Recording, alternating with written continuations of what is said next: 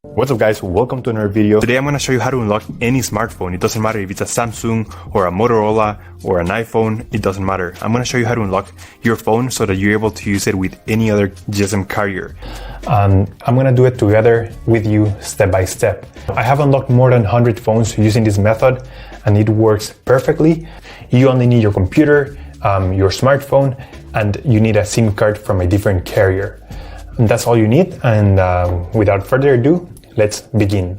So to start, we're gonna get the phone's IMEI number. That's a unique number for every phone. So to get it, simply dial *#06#.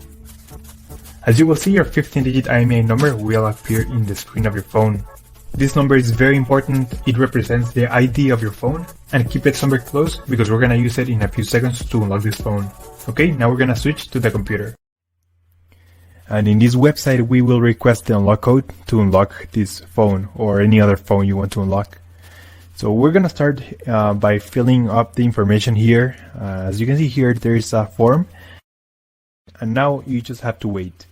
You have to wait until they send you your unlock code. This may take 5 minutes and up to 3 or 10 business days. It depends on every brand. I'm going to show you my personal email account so that you can see how the email will look like.